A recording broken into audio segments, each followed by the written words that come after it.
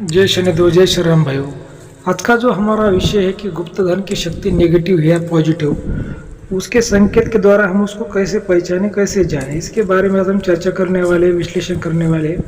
आपने अगर चैनल को सब्सक्राइब नहीं किया, फॉलो नहीं किया, सबसे पहले चैनल को सब्सक्राइब, फॉलो करिए, लाइक करिए, शेयर करिए। भाई देखिए, जो भी आपको मैं जानकारी देने की कोशिश करता हूँ, बिल्कुल सही जानकारी देने की कोशिश करता हूँ।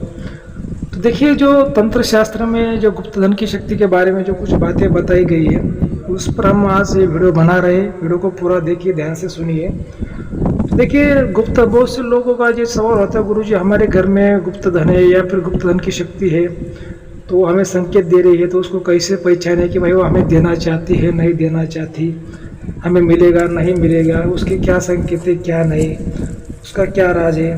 तो देखिए, आपको जो गुप्तधन होता है, जमीन के अंदर के खजाने होते हैं, उस पर कोई ना कोई टोटका शक्ति होती है, आप सब लोग जानते हो, ठीक है। क्योंकि जाहिर सी बात है भाई, अगर हम पॉकेट में 100 रुपये रखते हैं तो उसको 4 बार हाथ लगा के चेक करते हैं, उसका चेन लगाते हैं, घर में तिजोरी तो उसको लॉक लगाते हैं।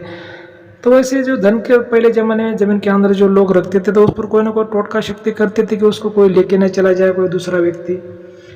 तो देखिए, वो जो शक्तियाँ होती है आज के, जब धन तो पहले 100 साल, 200 साल, 50 साल जो भी पहले पुराने धन हो गए, ठीक है।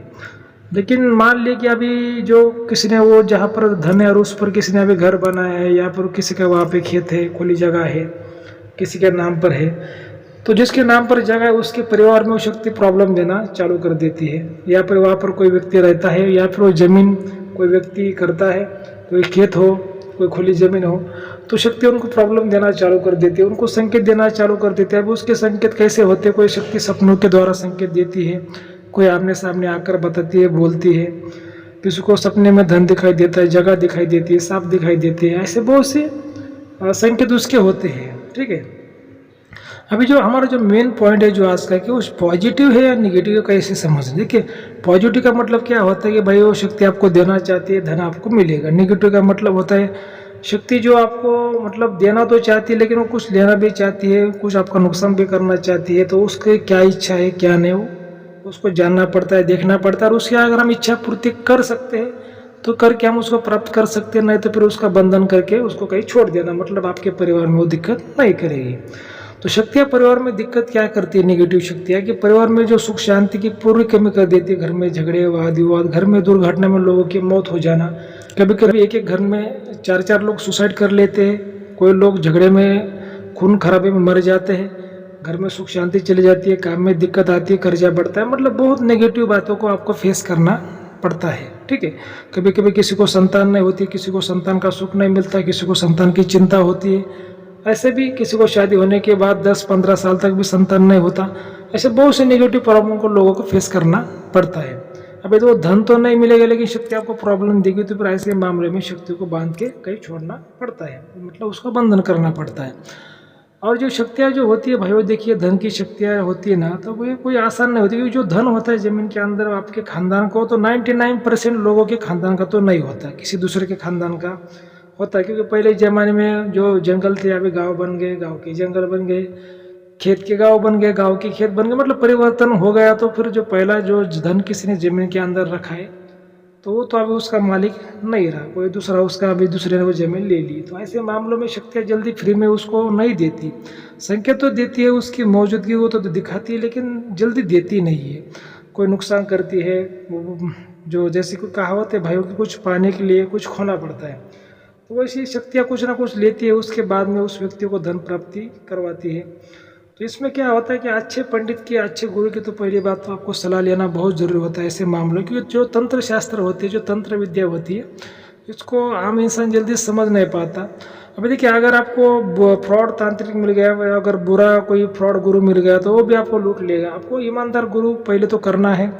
जब आप ईमानदार गुरु करते हैं, तो आपको किसी तांत्रिक के पास जाने की ज़रूरत भी नहीं गिरती। और गुरु ऐसा करना चाहिए जिसके पास में तीनों गुणों का, तीनों शक्तियों का, तीनों विद्या का ज्ञान हो, वैसा ही गुरु आपकी मदद कर सकता है। तो अच्छे गुरु की तो सबसे पहले आपको सलाह लेनी है कि शक्ति का क्या संकेत है, शक्ति क्या बोलती है। कभी कभी लोग गलती मिस्टेक क्या कर देते हैं, शक्ति आपको संकेत दे रही है, शक्ति आपको आवाज़ दे रही है, बोल रही है, तो लोग उसको रिप्लाई देते हैं, उससे बातें करते हैं। तो इसमें और भी शक्ति आपको पागल बना सकती है, आपके ऊपर नेगेटिव प्रभाव डाल सकती है। तो आपको बिना गुरु की सलाह के तो आपको उसके पास में बिल्कुल जाना नहीं, उसको रिप्लाई देना नहीं है, उसको निकलने की कोशिश नहीं करनी है। भले कभी कभी शक्ति आपको बोलती है कि भाई आओ धन को निकाल लो, धन आपको दिखाई भी देगा, धन भी शक्ति आपके उसके हाथों में लेके आएगी, लेकिन आपको अगर आपके पास में गुरु का आशीर्वाद नहीं है, गुरु मंत्र आपने सिद्ध नहीं किया, आपके पास में कोई बंधन नहीं, तो फिर वो शक्ति के पास में जाने का नहीं है। ये जो गुप्त धन की बातें होती है, गुप्त शक्ति की बातें होती है, इतनी आसान नहीं होती भाई। इतनी अगर ये आसान होती तो भाई देखिए लोग चलते फिरते अंबानी बन जाते, करोड़पति लखपति बन जाते। ठीक है, तो ये बातें इतनी आसान नहीं होती। सबसे पहले इसको सारी बातों को डीप में चेक करना पड़ता है, और चेक करने के बाद में इसका टेस्टिंग होने के बाद में शक्ति की जो इच्छा वो जाननी पड़ती है। शक्ति की जो इच्छा है वो पूर्ति होने के बाद ही शक्ति आपको जो धन है देती है। और शक्ति को जो इच्छा होती है वो बहुत बड़ी बड़ी होती है, कोई आसान ऐसी इच्छा नहीं होती कि आप जल्दी से कहीं से भी कोई दुकान से कोई चीज़ लेके आए और शक्ति को दे दिया और शक्ति फिर आपके ऊपर प्रसन्न होकर आपको धन दे दिया। इतनी अगर आसान बातें होती तो फिर लोग दुकान पे जाके एक पार्ले जी 5 रुपए का बिस्किट का पूड़ा लाते और शक्ति को दे देते। ठीक है, ये देखिए अभी जो छोटे मोटे तांत्रिक है ना, वो क्या बोलते हैं कि गुरुजी शक्ति ने चावल मांग लिए, शक्ति भात मांग रही है। अब एक शक्ति भात और चावल अगर ऐसा मांगी तो धन को फिर कोई भी निकाल लेता ना।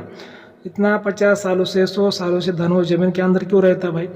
शक्ति वो आपको दिखाती कुछ और है, बोलती कुछ और है। शक्ति छलावा भी करती है, जो कि क्योंकि जो तंत्र मंत्र की जो शक्तियाँ रहती है उसमें जो आत्मा प्रेत आत्मा का उसमें वास रहता है, तो छलावा करती है। छोटे मोटे तांत्रिक समझ नहीं पाते, इसी वजह से फिर धोखा खा जाते हैं और यहाँ पर खोदो वहाँ पे खोदो, वो कुछ मिलता नहीं है। और शक्ति का जो नेगेटिव असर फिर उस परिवार के ऊपर गिर जाता है और जो परिवार के लोग हैं उनको और भी दिक्कतों का सामना करना पड़ता है। ये जो छोटे मोटे तांत्रिक कभी चक्कर में पड़ने का नहीं है, बातों को नहीं समझ पाते। देखिए ऐसा कोई शक्ति चावल कोई भात ऐसा शक्ति कभी भी नहीं मांगती। अगर शक्ति आपको खुद से देना चाहती तो फिर आपको खुद से वो दे देती। आपको कोई महाराज तांत्रिक के पास में जाने की ज़रूरत भी नहीं गिरती, अपने आप धन जमीन के ऊपर निकल चला आता है। लेकिन अगर शक्ति को कुछ आपसे लेके शक्ति को देना है तो फिर शक्ति आपको संकेत देती है, आपको बात मांगती है। और आपको ऐसे ही हुई बात हो अगर बोलेगी मुझे ये चाहिए वो चाहिए, तो ऐसा उस पर ऊपर हम भरोसा नहीं कर सकते। पहले उसको विधि विधान के अनुसार शक्ति को बंदिस्त करके शक्ति को पूछना पड़ता है। जब विधि में शक्ति को बंदिस्त करके हम पूछते हैं या फिर कोई भी महाराज पूछता है, तब शक्ति उसकी ओरिजिनल जो जानकारी वो बता देती है कि उसकी क्या इच्छा है और फिर वो उसकी इच्छा पूर्ति की जाती है। इसमें बहुत सी कठिन बातें होती हैं, लेकिन लोग नहीं समझ पाते। कोई जो छोटे मोटे तांत्रिक है इस बात को नहीं समझ पाते और हमेशा धोखा खा जाते हैं। ठीक है भाई, आज का अगर आपको वीडियो अच्छा लगा तो चैनल को सब्सक्राइब फॉलो करिए, लाइक करिए, शेयर करिए। जय शनिदेव, जय श्री राम, धन्यवाद।